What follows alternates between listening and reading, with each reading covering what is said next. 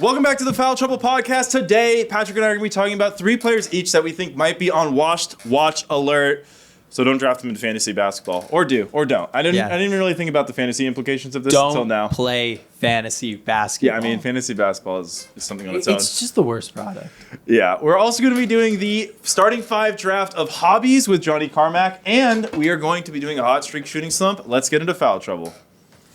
So, Patrick, I have a question. What was the negative groundswell around you that made you want us to talk about washed up players? You know, I don't know. It really was born from the last couple weeks. I feel like we've been only talking about like LeBron and Steph and how like these legends never die. And also like there's such like a young explosion in the NBA right now that like, I don't know. I felt like we needed to highlight guys that like some of these motherfuckers are gonna fall off. Like it's gonna happen to a couple of these guys, and I just want to like pinpoint which ones it's gonna be. Yeah. So this was a hard exercise for me because obviously like I could come on here and be like, oh, this player who doesn't play anymore is bad, but I tried to find 3 guys myself who are actually playing minutes, who actually have roles on teams that I think showed signs that the end is either coming this year or maybe next year or they're on washed watch. They're on washed watch. But we're watching you. You're a candidate. It might be going on right now. You know what? My car was on washed watch like 3 days ago. You know, in OS time, someone put their handprint on the hood of my car and I could see it from the dust. So I was like, my car's on washed watch. It needs a wash. Oh, my car lives on washed watch. Mine too, bro. I never think to get car washes. It just like, I don't know. It also feels, it's so inconvenient and it feels like a waste of money sometimes. It does. Because I'm going to drive 2 hours the next day anyways, and it's just going to be disgusting. And I live in LA. The air is just terrible. Okay, all right, before we talk about washed up players, why have they not made it so like the windshield wiper on a car can like clean the windshield? Imagine. You know what I mean? Like the whole windshield, you mean? Yeah, like I don't at least do a better job of like than what it does. Why can't the car just wash itself? Like, what if there was just like a squeegee at the front and it just like went over the whole thing? Right? Do we not have the technology for this? I don't know. Yeah, we can make electric cars. Elon, we can't make water cars. Elon, I think it's time. Okay. Do you want to go first or do you want to go second? Please let me go second. Okay. I want to see what caliber of players are we talking about here? Okay. The first guy I want to talk about is Jordan Clarkson. Okay, Jordan Clarkson. Very interesting pick. Yeah, so Jordan Clarkson right now is 32.2 years old. I've got the point twos. Yeah, I've got thank the you points. for breaking that out. I've got the decimals. Normally, I'm an anti-decimal guy for these things, but I'm doing it. So he's going to be 33 basically at the end of next season. So last year, his effective field goal percentage, which is, field goal percentage accounting for 3-point, it only dropped about 8%. He was like the mid-ish 50s for the last 3-4 years in this kind of like supercharged 6-man role, down to 47% last season. So that's pretty bad. Some other indicators of athletic decline. He's getting assisted way more at the rim and mid-range. His assisted rate at the rim was 45%, which was his career high, double his previous high. His mid-range assisted rate was 34%, which is up from the high teens, so almost double as well. So basically, this is a guy you think of as an ISO scorer, self-creator. He basically just stopped self-creating everything inside the arc last year. Yeah. I gotta think that like part of that is System. his role. It has changed so drastically. Like he pretty much is the only. Yeah. I mean, other than Lowry, Go-to but scorer. he's the guy on the court that it's like he's gonna bring up the ball. We're gonna put our best guy on him. Yeah. So there's a lot of other athletic indicators though. So his 3-point attempts are down. His mid-range is up, and he shot just basically 4% flat worse everywhere on the court. And one big athletic indicator I'm kind of looking, because this is one where once it goes down, it doesn't tend to go back up. His and one percentage has just spiked way downward. So when he's getting fouled, his rate of like actually finishing the basket has gone down a lot, which is like an indicator of like lack of explosiveness. It's kind of hard to use like defensive activity indicators for guys like this, but even his like steal percentage down a little bit, block percentage. Again, a guy like Clarkson's not blocking a lot of shots, but it's like it went from bad to like nothing. So last year, like a variety of injuries, groin strain and finger strain, but basically every indicator about Clarkson is like he's declining as an athlete. He's going to be 33, and he's way more reliant on his teammates to get his shots. So I just feel like there's a chance that this is the year where Jordan Clarkson just like takes a nosedive and is just like not really an NBA rotation player anymore. Yeah, I mean, those guys usually fall off like pretty hard. aggressively and pretty hard. It will be interesting come the trade deadline. Like, I think he's finally on the last year of his current contract, so it's like he is tradable at this point, and it's definitely like an easy thing to talk yourself into as like a contender. But, it's just hard with guys like him because once the efficiency drops, they're kind of this player archetype, kind of the high volume guy, like a older Cam Thomas type guy. They don't really have a lot of value if they can't score efficiently. Yeah. Well, my first guy is kind of like the same position as Jordan Clarkson, but the exact opposite archetype. It's Marcus Smart. Marcus Smart is, I was really surprised. He's only going into his age 30 season right here. But obviously a lot of miles, a very physical player. And last season was only able to play 20 games. In January, he ruptured his proximal interphalangeal joint central slip. That's an injury. That's what the NBA.com had it listed as. And he ended up missing the entire rest of the season. I know it was kind of a business decision. That injury wouldn't have happened in David Stern's NBA. No, it would not have. No, it would not have. Or under Dom Thibodeau. Yeah. But this is a guy that, over his past 5 seasons, his highest 3-point percentage was 34%, which is just barely there. And this is a guy who has been like an elite defender, and that's what gets him on the court. But he fell all the way to 31% last year from 3, and his 2-point percentage did buoy up a lot of his overall field goal percentage. He was shooting 58% from 2-point range, but I think that was also due to his role. He had a little bit more like equity on just like running offense that I don't think he'll have once he's playing next to Ja and Desmond Bane, which is something that we really didn't see. But turnovers up, assists down. I just wonder, I think Marcus Smart is going to be the kind of guy where when it's gone in a flash. And I hope that like, for the Grizzlies, which is a team that like I have a lot of high expectations for, the Grizzlies in their current incarnation has been a great team because of their defense. And if like the whole experiment was like, let's replace Dylan Brooks, who killed us on offense, with Marcus Smart, who can at least play smart, but if he can no longer survive on offense, like, what does that look like? What do the Grizzlies as like an overall team look like? So I think like that's why I zeroed in on Marcus Smart as a guy that I could see really falling off really quick. Yeah, I mean, he's never been a great shooter. I am curious what his like assisted 3-point rate looked like last season compared to his Celtics years. But even with Ja coming back, it's probably not going to be as good as his Celtics years. And even in his Celtics years, he took a lot of like, I'm going to just shoot a crazy type threes. Low key, like a lot of knucklehead shots coming from Marcus Smart. Okay, my next guy, this is a weird one, and I think everyone knows he played horribly last year, but I don't know if I feel like the general consensus with this guy is like he'll be back. I've got Andrew Wiggins. Okay, I thought you were going to say Draymond Green. Yes. I thought you were going to say Draymond Green. So Andrew Wiggins is 29.5 years old. So here's his points per shot attempt in terms of NBA percentile of Golden State. 49, 53, 53, 52, 32. So last year he wasn't just like, he basically the first, 4 years with the Warriors is like literally the most average efficiency, like points per shot player in the NBA. And now he's a bottom third player in that category.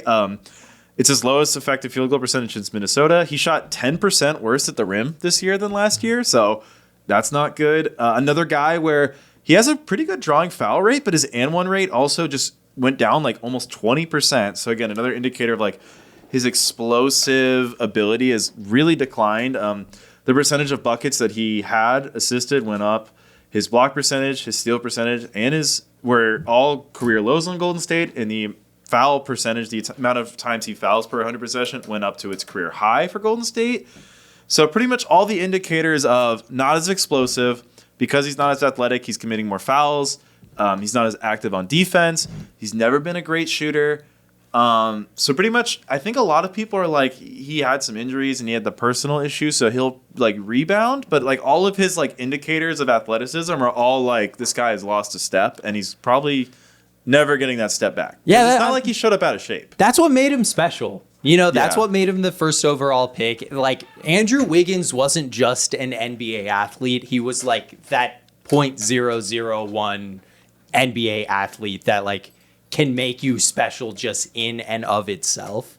And I mean, like, the Warriors, we've talked about them a lot in the last couple of weeks. Like, they could put themselves in contention for home court in the West.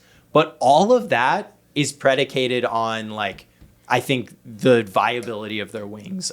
And that starts with Andrew Wiggins. If they can just like bank on having Andrew Wiggins as a contributing, really good member of that starting five, it makes everything like it takes down the number of lottery tickets that you gotta scratch, Yeah, it's just hard with them because they're always going to be playing some of Jackson or Trace Jackson Davis, Draymond Green, or Kuminga. And so I think like the roster construction is only going to heighten his flaws that he's always had as a player, because he's not going to be the one driving to the hoop. And now that's all part of his game that has apparently gotten a lot worse. So I'm a little worried about, like, even if he were to rebound a bit this year, like how it actually manifests on the court given the roster around him. Yeah. I mean, it's the 3-and-D thing, It's like, can he grab that defensive, like, real acumen that he really had in his first year or so with the Warriors, and then like, can he hit threes? Because if he can, then they become like really like a defensive team, which is cool around Steph. Like, that was really like the strength in numbers. Like, that's kind of what it was all built on. Less than, I mean, obviously insane 3-point shooting, but you got Steph. Yeah, Steph's good. He's still good. All right. I don't think anyone's been more of an apologist for this guy than me. You know who I'm picking. No, I don't. It's Bradley Beal.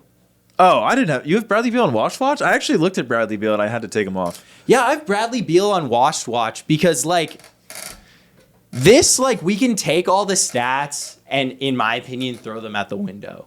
Because there's a point in, like, Bradley Beal was a bona fide superstar franchise player in this league. He led the league in scoring one year. Like, that's not something that, like, you just fluke into. Like, Jonathan Kuminga's never going to just have a season where it's like, oh, he led the league in scoring. Like, That's weird. Like, Bradley Beal really did do that stuff. And Bradley Beal, like, in a vacuum, had great numbers last year. Like, shot 43% from three, shot 51% from the field. Like 18 points, that's a dip. But when you're playing next to Kevin Durant and Devin Booker, like, that's not bad.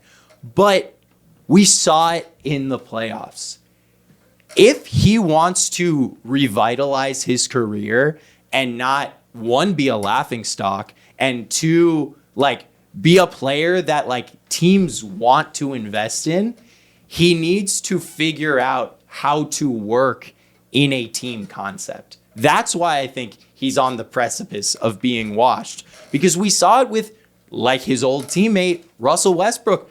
I think Russell Westbrook had maybe a couple more years of, like, at least, like, in his knees of being, like, a really, really great player. Maybe, like, even, like, a higher caliber than he was able to reach if he was able to grasp a role. And that doesn't mean, like, just because you're grasping a role doesn't mean, like, you're not a star, doesn't mean you can't win playoff games, doesn't mean that you can't, be a 90 overall in 2K.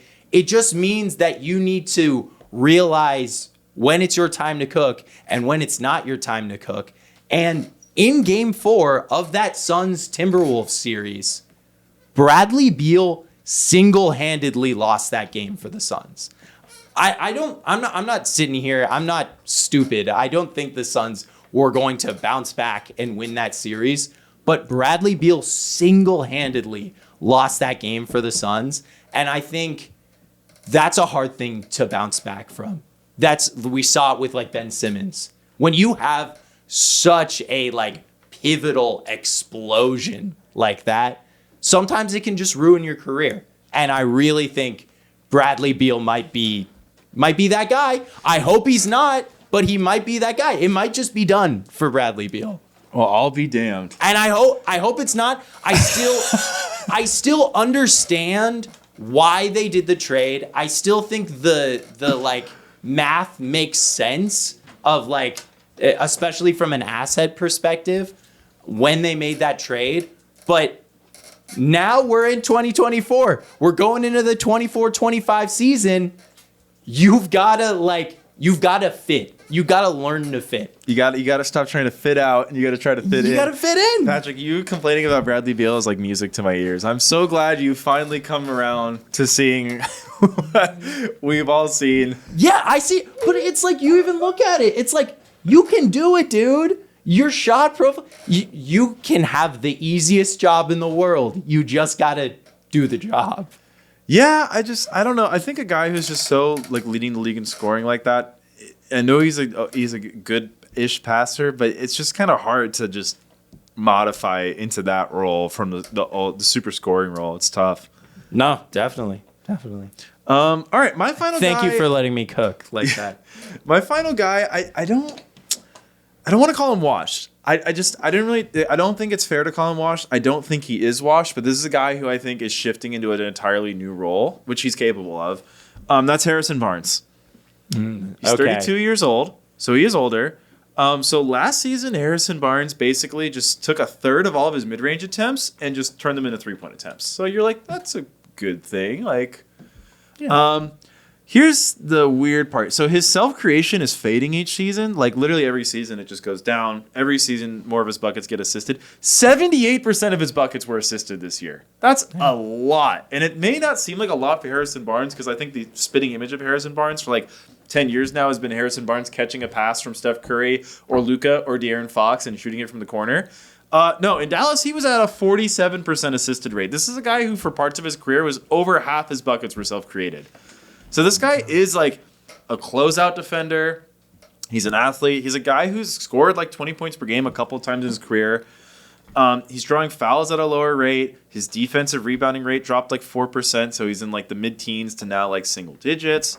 His offensive rebounding has gone down. So I think the thing is he's kind of not washed, but he's fully turning into this three-point shooting wing with some defense given the athletic decline, which I think we all kind of pictured him being in our minds, but wasn't the actual reality of who he was as a player until now. Yeah. Well, it's funny because the situation that he has found himself in this weird DeMar DeRozan trade is like, well, now you've got a completely empowered Chris Paul that is going to, I think, monopolize the ball a lot. De'Aaron Fox, you mean? No, he's on the Spurs now. Oh, he is on the Spurs. I forgot. I literally did all this research just to forget that. And so, boy, is he going to have the chance to just sit and be spoon-fed threes. But totally, I mean, like, I think it could... That's another thing. It's like, the jump shots do fade away. You know, there's very special players where it sticks around for longer, but I think especially in wings, like as they get older, sometimes the jump shot can go away. And if that's something that goes away for Harrison Barnes, then instead of the Spurs maybe being this frisky play-in team next year, it might be, we're last place in the West, and Wemby had a really good season, which that probably makes a little bit more sense for the life cycle of a lot of those players. Yeah. The good news for the Spurs, though, is that Barnes actually was a really good three-point shooter last year. He shot about 39%, which is pretty much in line. He's been at 38, 39, 39, 37, 39 again. So he's been consistent. So I'm confident his jump shot, but I do think the Spurs would have really benefited from the version of Harrison Barnes who was dropping closer to like 17 points a game than this version that last season dropped 12. Absolutely. Because that might have been his last year scoring double digits. Like this might be he's an 8 point per game now. And now he's 7 and now he's out of the league. Yeah. I mean, I think we're going to learn more and more around Wemby that like teams are going to want Wemby to fall in love with his jump shot. And so like if you can surround Wemby with guys that are not only willing to shoot threes, but also are super confident in attacking closeouts like a, 26-year-old Harrison Barnes, that can really make all the difference. But if Chris Paul has no interest in going down there, if Wemby's falling in love with his jump shot, if Harrison Barnes is falling in love with his jump shot, gets tough. I guess we're not going to talk about Chris Paul today, but just to illustrate your point, he was a guy I of course, researched to see what, some of the indicators might have been with him. And while I don't have him on Washed Watch, I actually have him on my shout-out list that I'll get to after your final person. Okay, that's very interesting. It is. Chris Paul's at like 6% of shots at the rim. 2% of shots. It's like Chris Paul just doesn't shoot at the rim anymore. It's literally like the lowest of any player I've seen. It's literally like 6, 5, 4, 5, 6. Like for like 8 years running now where Chris Paul just doesn't shoot at the rim. Yeah, I mean, that was the downfall of the Chris Paul era in Phoenix was I think even if that was more like a 15% share of his shots, I honestly think the Suns could have maybe like won a couple more series in that playoffs with Chris Paul and Kevin Durant and Devin Booker. But yeah, obviously it didn't work out that way because of the share of just how he sliced it up. Residual Suns bitterness. Yeah. Love you, Chris. I love you, Chris Paul. You're awesome. All right, my last one's not player. I got Masai Ujiri. Oh, yeah, big time. Huge. Major Washed Watch. Right Huge here. Washed Watch. Right? He was on Washed Watch to start last season, too. Okay. We've got, so right now, the Raptors roster. The Raptors roster. The roster de Raptors. We're sitting at, we got Kelly Olynyk. We got Yikes. Emmanuel Quickly, Garrett Temple, Jacoby Walter, one of their rookies, Davion Mitchell, Jakob Poeltl, Bruce Brown, Grady Dick, RJ Barrett, Chris Boucher, Oshai Agbaji, Scotty Barnes, and a few more people. But like, horrible. It's not great. It's awful. But it's not, I don't know. I think they're going to be kind of that like around 10 spot in the final. I think they're going to be around like 15. They were really bad post-trade deadline last year. But also guys were sitting out. Scotty Barnes wasn't playing. I just feel like right now the Raptors may get locked in to this, kind of like not bad enough to get the best picks, not good enough to really just be worth watching. And when you zoom out and look at like at least Masai Ujiri's Raptors run, like when weren't the Raptors just on one end of the not good enough, not bad enough? Like they were the best not good enough team for a while with DeMar DeRozan and with Kyle Lowry. And now they're the best not bad enough team with an Emmanuel Quickly, with a Scotty Barnes. And then one year they got really, really lucky with the Kawhi Leonard trade, and then he made a really shrewd, Serge Ibaka, Marc Gasol move. But and that came out into a championship. But I don't know. I just feel like he still has this reputation as like by far one of the best GMs in the league, and I don't know how comfortable I am keeping him there. It's just. I have a light on you, Masai Ujiri, and I'm watching you. Yeah, I mean, he fumbled the Siakam situation. He fumbled the OG Anunoby situation. RJ Barrett, I know maybe you're a little bit higher on him. I think trading for RJ Barrett with that contract is wholly irresponsible, given how, like, just not explosive Barrett is. For that contract, like, he's not an explosive finisher. He's never been like the greatest shooter. What is his role next to Scotty Barnes? That's pretty unclear to me. I like picking up quickly, but like, I don't know. I think this team is kind of a mess, and I actually think they're closer to the bottom than they are to 10 in the conference. Oh no, I was saying 10 in the league, like in the reverse standings. No, Yeah. I don't think they're gonna be there. Yeah, I don't know. I think he's been. I kind of complained about him a lot during the year. Just like, what are we doing here? Are we maximizing the returns on these guys? It's worth it, and that's the big thing overall. Also, letting Fred VanVleet just walk as if teams wouldn't have lined up to sign Fred VanVleet 2 years ago. Yeah, or at least trade for him. Yeah, we couldn't figure out a sign and trade or anything for Fred VanVleet. Yeah, it just feels like they just let this kind of roster deteriorate. And honestly, like, if Scotty Barnes didn't take a somewhat unprecedented, like, massive, weird cross-sport comparison, like Josh Allen-esque improvement in parts of his game we didn't see, like, just Scotty Barnes becoming a good three-point shooter this year, like, wasn't expected. If that didn't happen, I don't think it's guaranteed to sustain either. Yeah, like, I don't know, like, where are like the wins, like, within the last 3 seasons for the Raptors?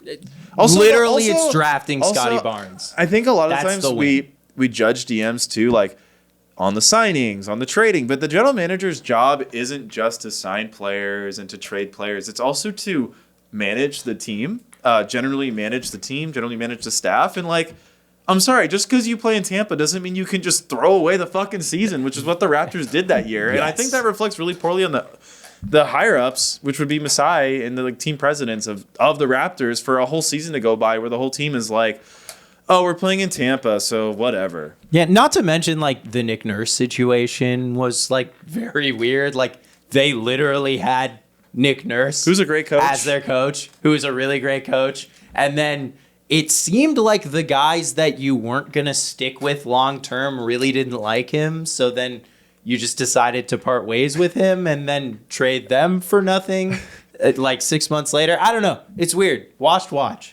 Yeah. Masai Ujiri. He's definitely on watch.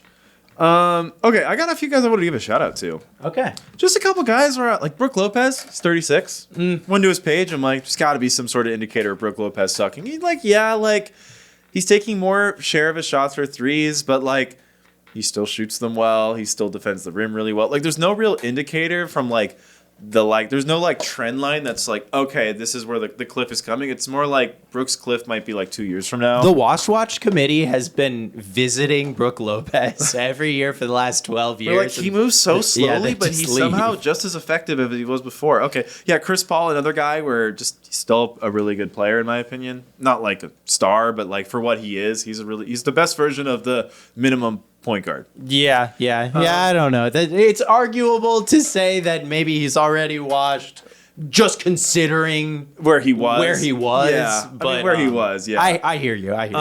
Two other guys, CJ McCollum. I actually think would have been the number one candidate if we did this last summer. CJ McCollum was awful in 2022, and he was actually pretty good in 2023. Like, he was a, like, pretty much bottom percentile player in, like, efficiency, assist rate, turnover rate. Like, he was just not good in 23, and he bounced back a lot. Also in 2022, he signed the worst CBA in NBA history, so tough year for him. We know you were involved, Grant Williams. Yeah, we know you were. All right, one more guy who it feels a little weird talking about him as not being washed the way his value is gone, and all the injuries and the games played number being in the 20s and 30s a lot. But Zach LaVine, okay. On a athletic indicators, on a efficiency, on a rate stats basis, is kind of the same guy he's been for like 5 years straight. And I think if Zach LaVine wasn't on this stupidly ballooned contract, he would actually be a really coveted trade chip. I totally agree with you. I've been thinking about this recently. Like, it's like, and it's really like the fault of the CBA that we are invested in now, and like it's really unlucky where Zach LaVine like got caught in that, because really he's like, it's impossible to trade for him right now because you don't know which way he will fall. But he's not that old. How old is he? He's only 29. He's only 29 years old. He still is athletic, still can score. Still really athletic, still a great shooter. Yeah, so this is the issue. He's getting paid $43 million, $45 million, and $48 million, and percentage of the cap, that's 30%, 29%, 28%. He's just not a guy who can take up that much of your cap. No. Which kind of sucks, because I feel like the way the Bulls are treating him is like damaged goods, which is kind of the case when he's playing, I think, 26 games last season. And maybe he just does continue to get hurt, but it's not like this guy sucks. I feel like the way people talk about him is that he is washed, when I don't know if that's the case. I think there's also like another elephant in the room when we talk about Zach LaVine.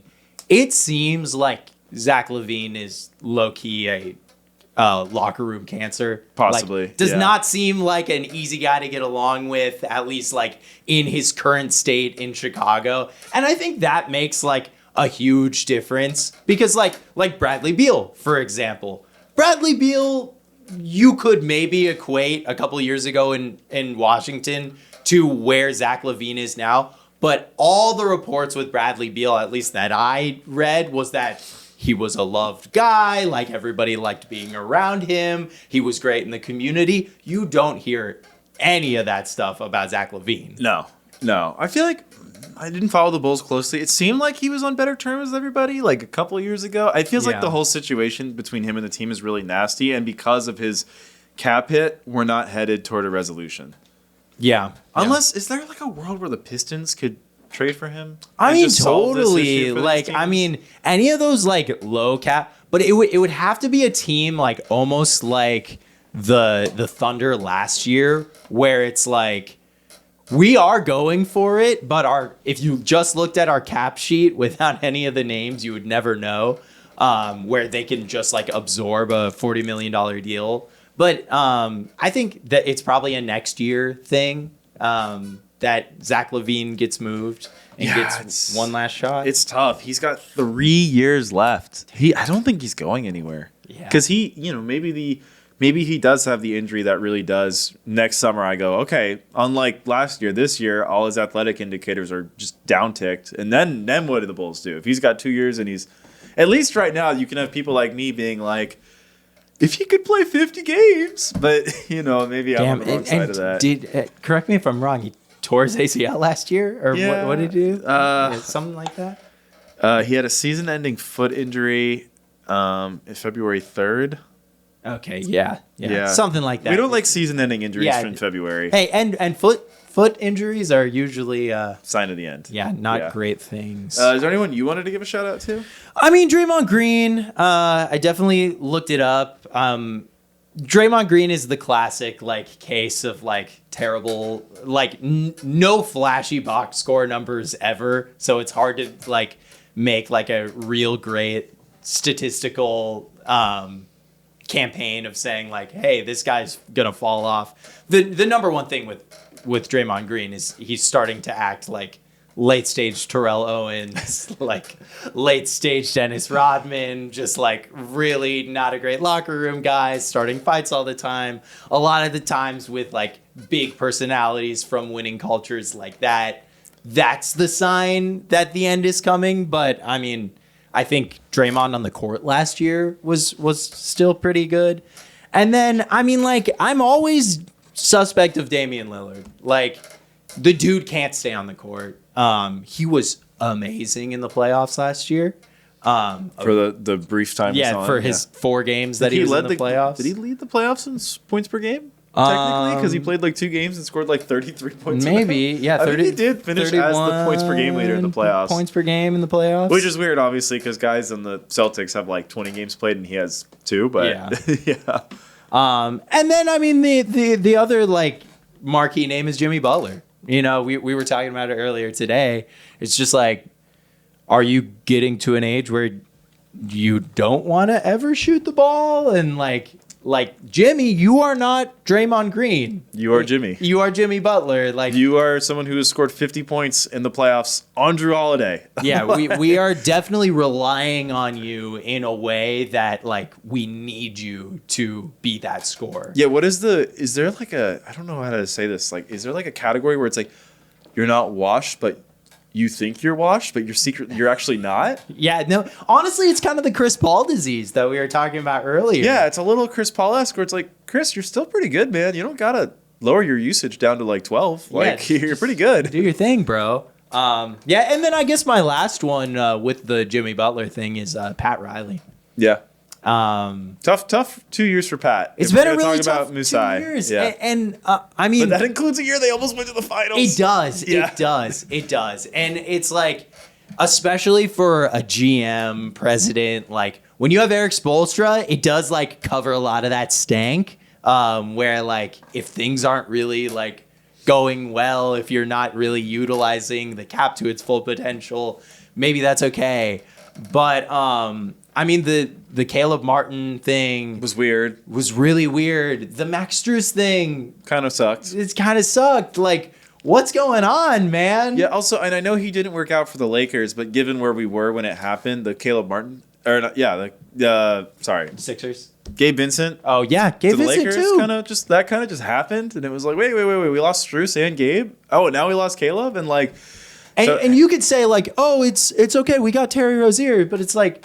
Well, Terry was not good and then injured. And like, not good happened before injured. If we had Gabe Vincent, like, maybe he would be like 10, 15% worse, but we would also have a first round pick that we traded. And I don't know. Now we're kind of built around these small guards, and Bam's still there, and like, we're hoping Jimmy's still there, but it doesn't seem like he's too happy. It feels like this team is a lot of their like regular season winning comes from like, oh, we just have Jimmy who's still one of the best 5 wing defenders, and we have Bam who's the best switchable big, and like that really helps us win regular season games. But like, and the other team went out in South Beach last night. But like, when are we gonna like kind of refocus on, I don't know, like that 2020 version of the Heat where, oh, by the way, Goran Dragic is high flying point guard, and this team is fucking awesome on offense, and guys are running off these handoffs left and right. Like, it feels like they're still running a lot of the same stuff, but obviously like the play, like the Dragic piece missing, I guess, is what they're going for with the Rozier. But I mean, Rozier's just never been as good as Goran Dragic reached at points in his career. No way. I mean, yeah, and I mean, this conversation is about Pat Riley. Also, like, the way he talks about Tyler Hero is like, weird. It sucks. It's weird. I would hate that. Like, if not only if I was Tyler Hero, but like if I'm just if I'm a fan of the team, it's like, this guy is the one like win that we have right now as far as like a young player, and we paid him, and like maybe we can stop like verbally harassing him the one time a year you like come out of your dungeon I'm not gonna lie, the annual Pat Riley end of season press conference as a Heat fan is one of the things I look forward to the most, even though it's disastrous for the team half of the time. Yeah, it's like almost like it's like you never know if you're gonna get like, we're fucking awesome, or if it's gonna be like, don't be a bitch, LeBron. Like, you never know what you're gonna get. Yeah. So yeah, I don't know. I've questions, Pat. Like, I think if Pat kind of like the Heat really just are like a 9 seed, if the Heat are a playing team this year, and then like, you know, next August we're like, oh, they drafted in the late lottery and they didn't sign anybody, I think me and you should be sitting here being like, okay, what is the real plan for this team going forward? Yeah, because it's like, obviously, like, I think Pat Riley like should be a part of the Heat. That's not what I'm saying, but like, maybe you're the president and you throw the bag at Masai or something, give him a different like place to go, or Bob Myers or something like that. Like, maybe this like multi-hyphenate, maybe you've reached the age where it's just like not the best thing for the organization anymore. Yeah, it's tough. It's just this weird cap hell. I think also what really hurt the Heat and Pat was the whole like, you four are getting traded for Damian Lillard, and then it doesn't happen, and it's like, sup guys? Yeah. That's always tough, but it is what it is. But we are going to get to the Hobbies Draft with Johnny Carmack. Thank you for joining us on our first pod in the studio. We're very honored to have you, Johnny. Thank you. I'm honored being here. Long time listener. Are you really honored? Because I mean, you watched us take like what 2 hours to figure out how to actually get this set up in this room, and then we had like a 20-minute like detour on figuring out how not to have a glare on the TV, and then just settling for. I mean, I've never even seen anyone film here, so I don't know how long it takes. So yeah. All right, so today we're going to be doing our starting 5 drafts of hobbies. Yeah, so like what's on the I really want to set these ground rules. Like what's on the table? You can't just say like playing an instrument, right? Or can you? I feel like instrument is okay to be broad, but like playing sports, I feel like maybe You gotta be be more- more specific. Yeah. Okay, yeah. I'm with that. I feel like it's only right for Johnny to have the first pick. Okay, you go second, In I'll this go draft. third. Yeah, that snake. works. Okay, That we'll works. snake it up. Snake draft. Okay. All right, Johnny, what's All your right. number one hobby? Number one hobby. Sports betting. Sports betting. That is actually a good 1-1. There we go. Yeah, I think our audience will. Did you guys see connect well that? to that? More Americans put more money into sports betting than investments. Yeah, and Yeah. it's like getting more and more each year. It's like by billions. That's insane. There's gonna be like a very, very damning like sports betting story in the next like 1 to 2 years in the news. I'm not exactly. I thought it might have been the Jonte Porter one, and it still could be if he really like goes off the deep end. Like, what if there's a bigger named player that's also doing it who just like snuck under the radar? I mean, Shohei was like the. yeah, Shohei Ohtani, like Michael Jordan? literally Michael Jordan. Do you guys think that's why he got suspended, I think so. or Yes. why he took off his 2 years? think Yeah, so. yeah, right? It makes It's like a sense. fake suspension. Like everyone said, like, oh, he has like a gambling addiction. He goes golfing and he gambles on golfing. So it's like, you have to be betting on games. Yeah. I'm actually doing my only sports. I don't really sports bet at all. I'm doing my only sports betting of every year right now with our fantasy football league. That's it. I feel like people. Yeah, technically that's betting too. All right, but I wish California had sports betting so I could join you in this hobby. That's the only reason I got to knock it a little bit in California. We only have like the player sports betting. I want to bet on like NFL over unders and NBA Yeah. over unders. I hate how it's not legal here in California. All right, Pat, what is your number one pick in the hobby? Okay, I feel like I want to do like a really, really strong pick here that is like a very distinct flavor of person, and I've only like dipped my toe into this a little bit, but I've always had a lot of fun every time I've done it. So with the number 2 overall pick, I'm gonna take Dungeons and Dragons. Ooh. Whoa. Have you guys ever I've never played played, but I know a D&D? lot of people do.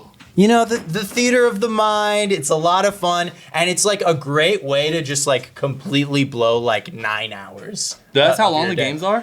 That's just like one campaign. Like you just start off.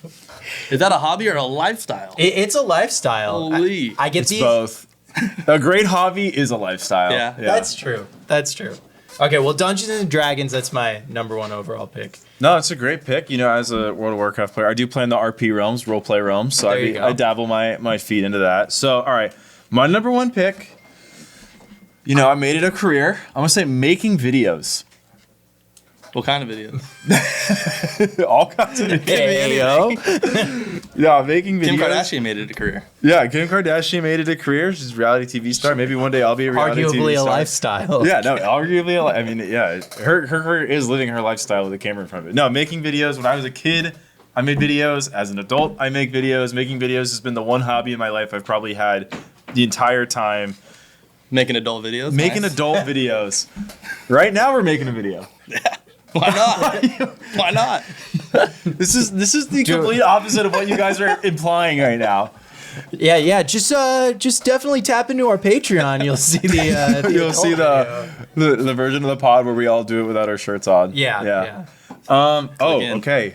Number 2. Top of round 2. What do we got? Peace. All right, I've got. Kristen Jass walking away. This is a tough one. Making videos was my number one. Dude, I'm gonna do playing basketball. There you go. Solid.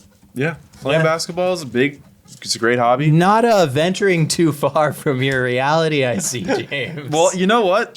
I like the hobbies that I do. That's why I do them. That's true. I hear you. Yeah. That's true. That's a solid way to go about it. Draft.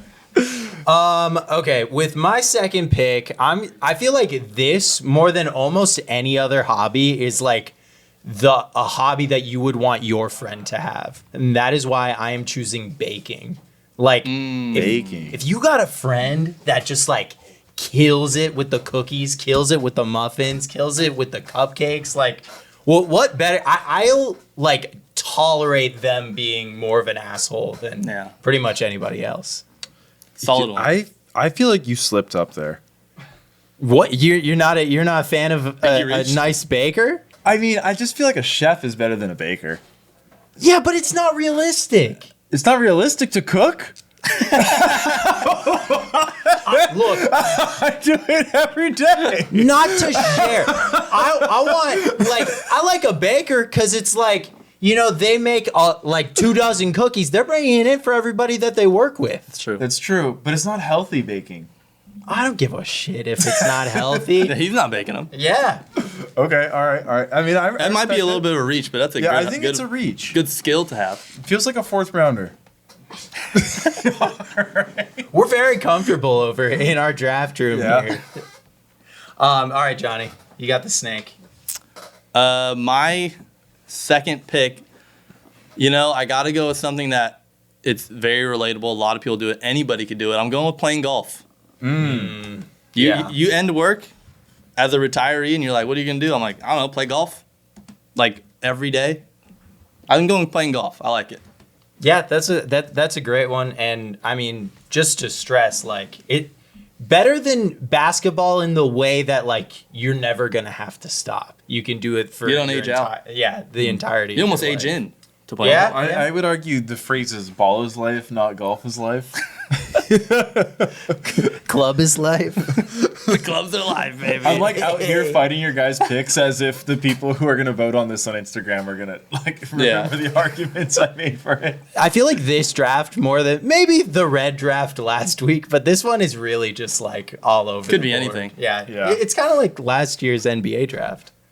Okay. It wasn't really a great And to Great kick pick. off was this top of 3? top 3.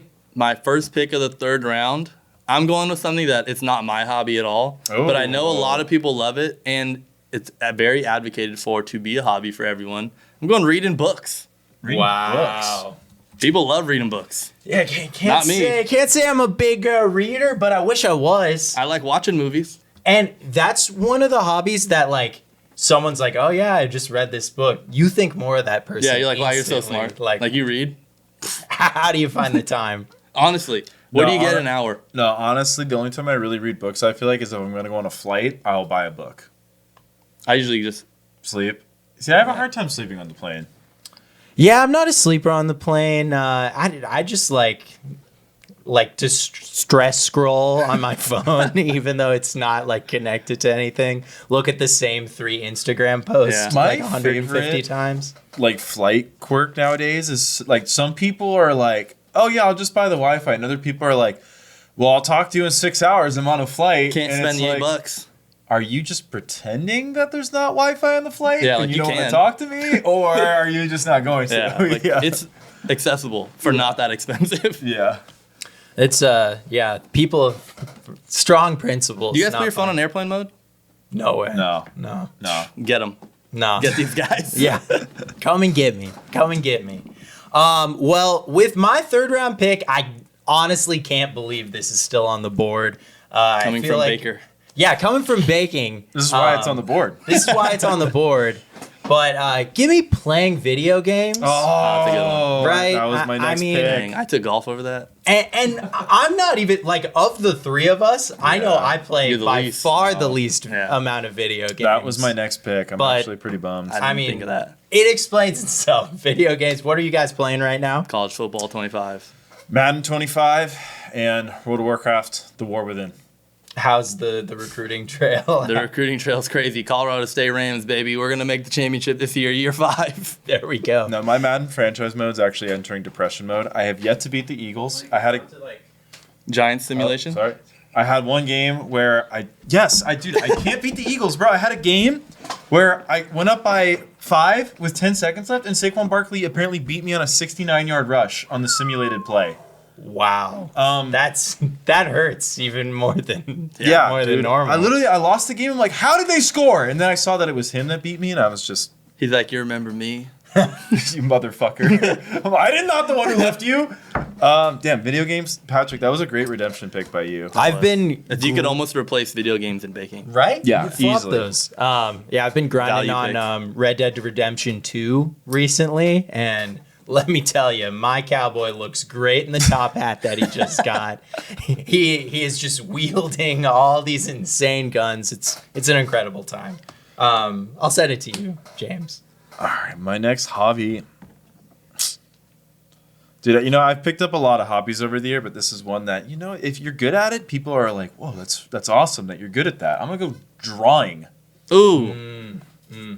I love... Specifically drawing, not painting?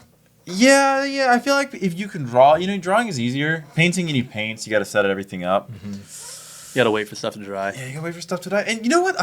You know what's crazy? I do this hobby 3 to 4 times a week, even though I don't actually love it that much, but I do it more consistently than any other hobby. I'm going to go working out.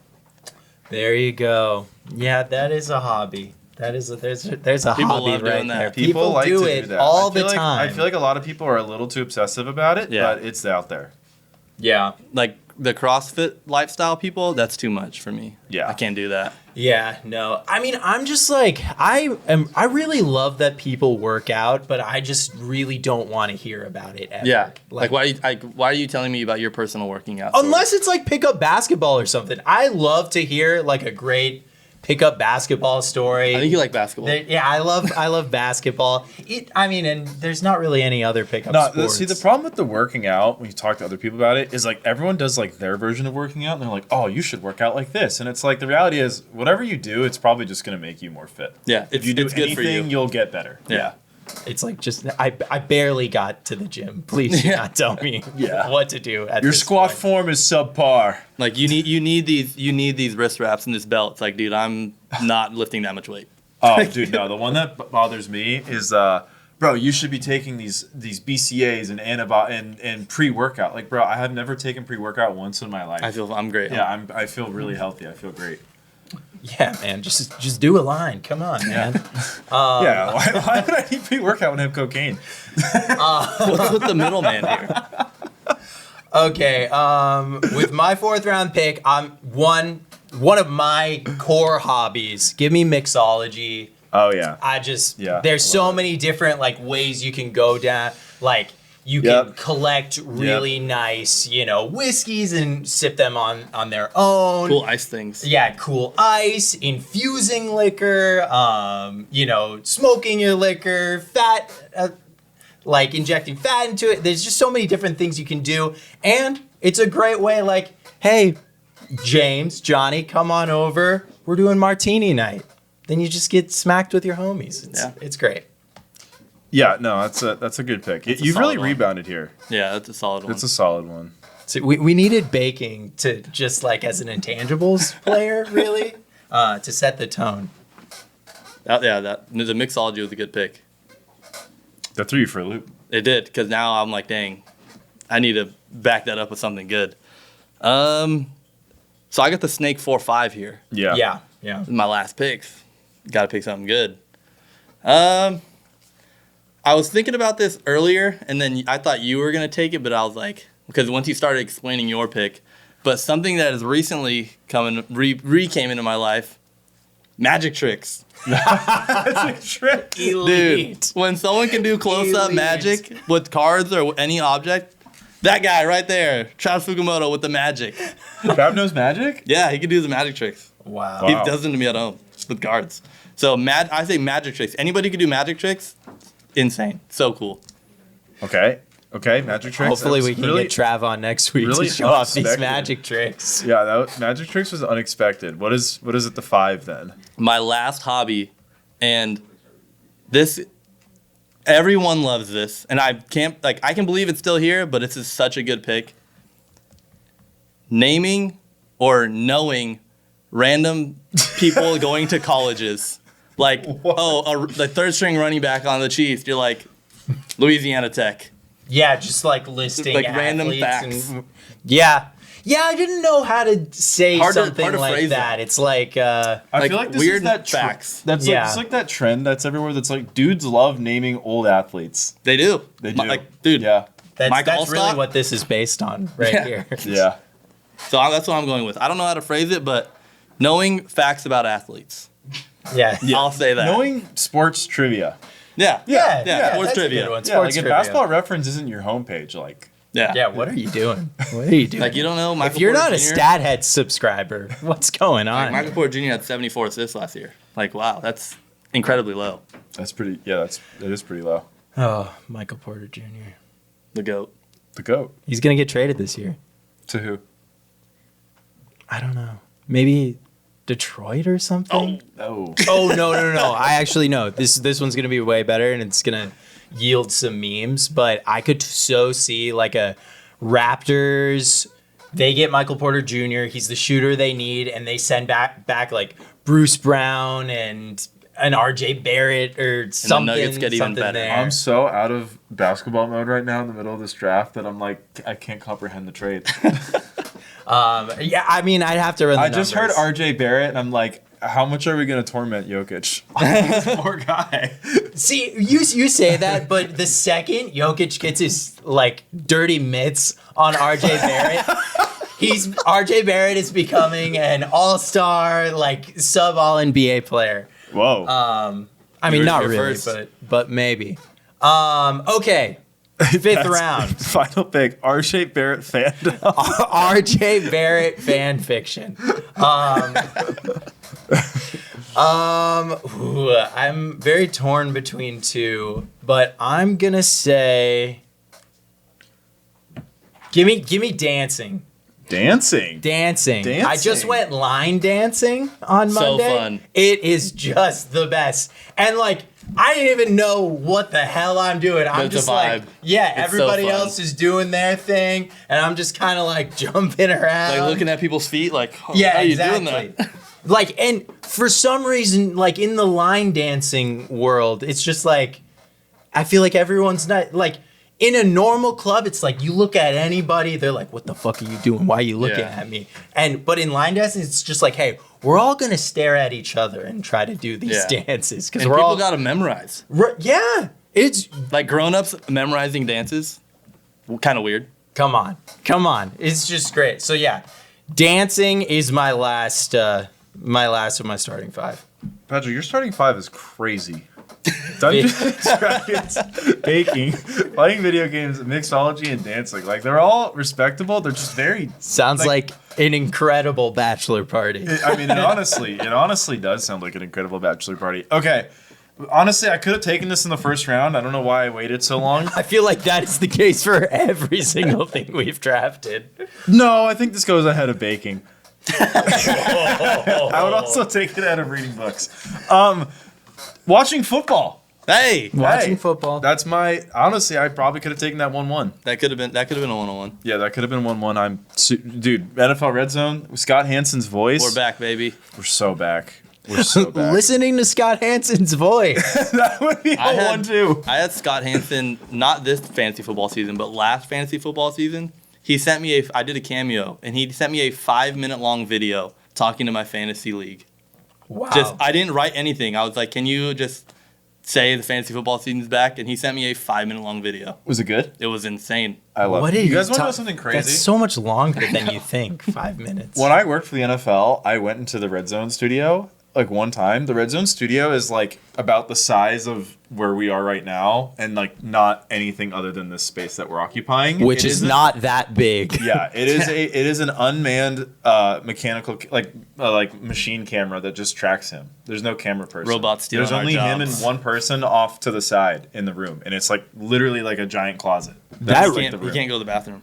No, That he can't really go to the makes me bathroom. question whether he is a cyborg as well. And across the hall is all the rooms that I would work in sometimes. Okay, so Johnny, your picks were sports betting, golfing, reading books, magic tricks, and knowing sports trivia. Pat, you were Dungeons and Dragons, baking, playing video games, mixology, and dancing. I was making videos, playing basketball, drawing, working out, and watching football. There we go. We say it every week. Could go anywhere. Could go anyway. I'm gonna go out on a limb. I'm gonna be shocked if I don't win. I feel really Well, confident. because you like all yours. I don't know. I'm looking at this list. It's looking pretty fun. I got my top 5 picks. Sorry that I like my picks. I mean, Patrick taking video games in the third round was a little abhorrent on my part to allow that. That was but a steal. Yeah, that was a steal. Probably steal the draft, honestly. That could be a first rounder. Yeah. All right, we're gonna Gotta give it to my scouting department there. we hadn't heard about video games until we sent the scouts out to the living room. I met video games in a small gym in Uganda. We couldn't believe our eyes. Couldn't believe when how we saw versatile it. he was. Okay. We're going to get to hot streak, shooting slump. The way this works is everyone is going to say if their week was a hot streak or a shooting slump, and then they're going to explain why that is. So why don't we just go down this way? Okay. I will go shooting slump. Mainly because of yesterday. What happened yesterday? We went and toured our first potential wedding venue. And I think we were going into it kind of feeling like, oh, this is going to be it. Like, it's going to be one and done. And more than anything, I walked away realizing that it's going to be so much more work than I thought of, like, especially finding the venue. The venue that we looked at was like, it was okay. It was cute, but it was like super bare bones. Like, they didn't even have like you got to rent your own plates. You got to rent your own glasses. And it's just like, I don't know. They really don't make planning a wedding easy. So that was a little money off of it. Scary. But I don't know. Now that I'm thinking about it, I didn't have a bad last week. I did a lot of drinking. Yeah, I went on Monday night. It was my sister's birthday. Happy birthday, Shout Allison. We had a very fun time. We all went line dancing. It was frustrating though, not knowing the dances. I really wanted to know the dances, and it goes too fast, and they're kicking and they're turning. I ran into so many people, like physically ran into them. Going the wrong way. There's so much shit going on. You're spinning, You you're gotta kicking. spin like 4 times every time. Yeah, and it's like, I don't know. Like, I've done a lot of musical theater in my day, so I feel like I can pick up a combination quickly, but it wasn't as intuitive as I expected it to be, but it was very fun. So that I'll go with shooting slump, but a hotter shooting slump than you might think. Mm-hmm. I had like a 40-point game, and then the rest of the week I couldn't hit a shot. All right, well, I will say I'm on a hot streak. Let's go. I'll go on a hot streak. I'm not afraid of it. I just started working out again this week. If you guys want to hear about my workout, so I Please, go. Tell me about your workout. This is the forum. Tell me about it, and tell me why it's the only real way to work out. So this is the first time I did legs with weights in years, and I am incredibly sore right now. Oh yeah. But to make this a really hot streak, I bought a puppy. Yes. Bought a puppy, so I'm love that guy. Dancer, little English bulldog. It's an English bulldog. That's awesome. Yep, gonna be a little fat guy, and he's very nice. But yeah, I'll say hot streak there. Got to be on the Foul Trouble podcast. Hey. Very cool stuff. So hot streak overall for me. Okay, I'm on a really mixed week. My week was like a series of like sky highs and super lows, but there's only one thing from this week that's going to last. Thomas week. It's going to Very Cam Thomas week. Yeah, I had a Cam Thomas week, but there's only one thing from this week that's going to last, and the thing that's going to last is on the slump side.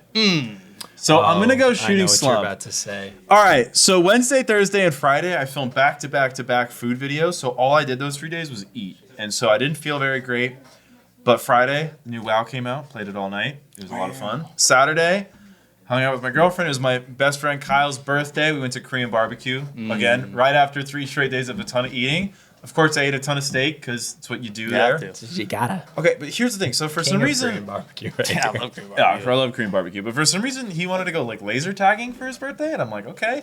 So the whole day, like I'm like, we're gonna pull up and we're gonna massacre some kids, and it's gonna be kind of cruel but really funny. We get there, they put like our birthday party together. There's another team. These fucking 20-year-olds that we played against were the greatest laser tag players I have ever seen, to the point where I think I was dead the entire game. He knows. He watched a lot of laser tag. I'm a big dude. Miserable laser tagging in terms of like we all walk out of the first game and like all 13 of us at the birthday party are like, fuck the red team. They literally laser tag for me. Like, I don't know if I'm ever going to laser tag until I have a child again. Wow, not they put you out. Yeah, I mean, not that I had been laser tagging in the last 10 years. I feel like laser But now tag's you're a for lost sure art. not gonna. Yeah, now I'm for sure not going to. No, I was actually so frustrated. Laser You know who tag you days are. are over. Yeah. Sunday, I had a good beach day with my girlfriend. We saw Deadpool. It was pretty funny.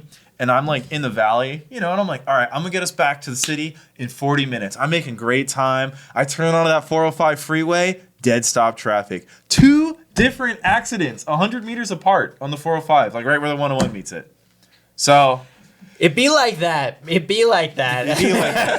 And then I was having flashbacks because if anyone's had to drive to LA for work from this area, they know like your Waze will be like, oh, you should get off the freeway and Waze go through user. these I was gonna say, residential. you're a Waze guy? Back in the day. Okay.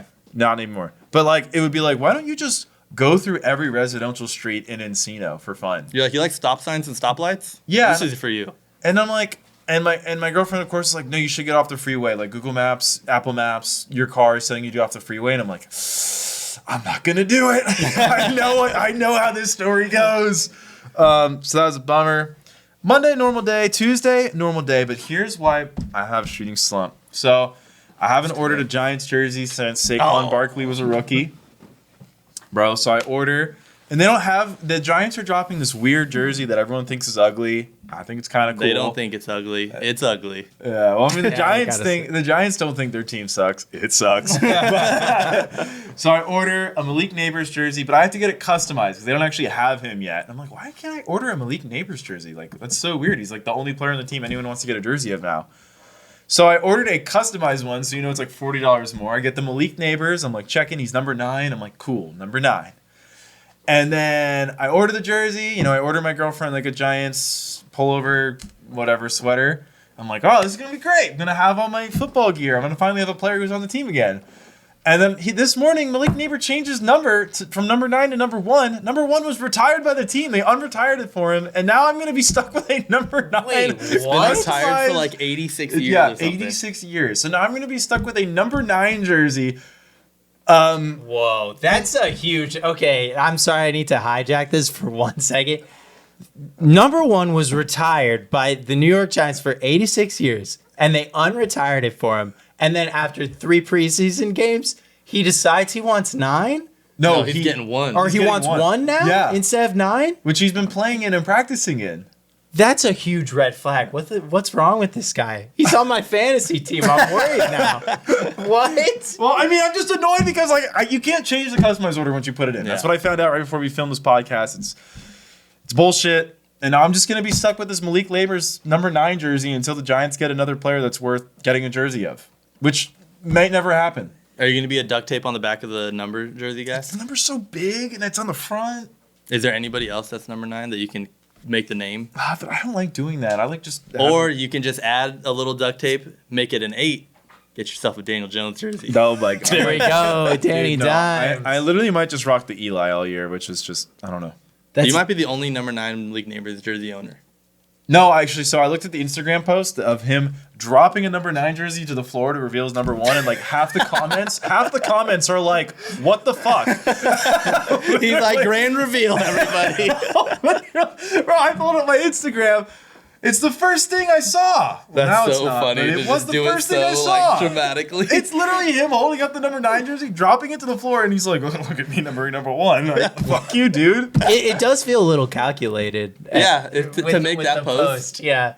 Like all the comments are like, "I ordered a Malik Neighbors jersey?" Question mark. Like why If did this you was change your number? 2K, he would have minus fans for Yeah. sure. You know, James, I feel like you could maybe get like a little bit of a groundswell growing between the New York Giants fans who have ordered these jerseys.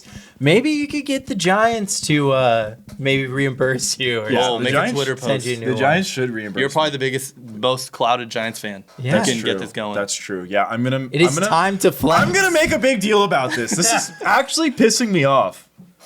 That was hot street shooting Slump. Thank you, Johnny. I'm gonna revise mine. I think I was actually on a hot streak.